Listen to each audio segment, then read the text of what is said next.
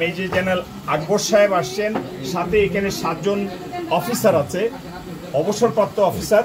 তারা এখন এই আমাদের লেফটেন্যান্ট তানজিম সাহেবের পিতামাতা এবং শোকসন্তপ্ত পরিবারের সাথে তিনি দেখা করবেন।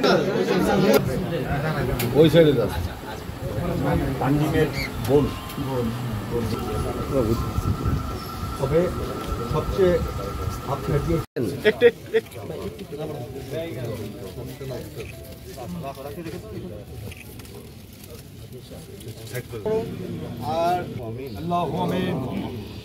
ربنا جلنا وعلى آله وصحبه أجمعين برحمتك يا الرحمن الرحيم। বাংলাদেশ সেনাবাহিনীর অবসরপ্রাপ্ত মেজর জেনারেল আকবর সাহেবের নেতৃত্বে আমরা 7 জন অফিসার এখানে এসেছি।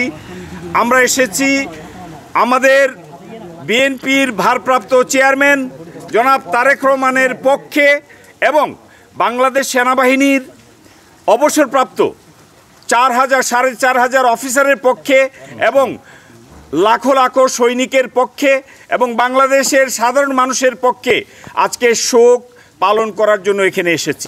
লেফটেন্যান্ট শহীদ তানজিম, এই নামটা আমার মনে হয় আমাদের বাংলাদেশের ইতিহাসে এবং সেনাবাহিনীর ইতিহাসে স্বর্ণাক্ষরে লেখা থাকবে, কেননা সে মারা গেছে অন লাইন অফ ডিউটি।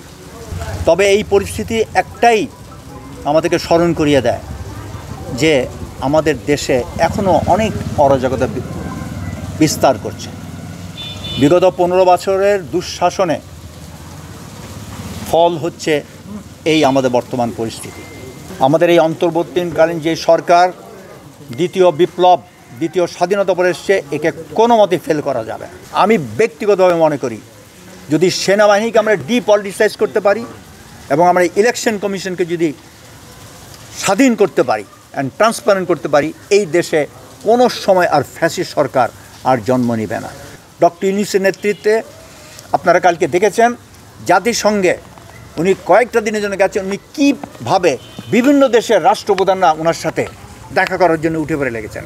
এইটা আমাদের গর্বের বিষয়। জনগণ সবাই একত্রিত হন, এই সময় দেশকে গড়ে তুলুন, এটাই আমার বার্তা। ধন্যবাদ।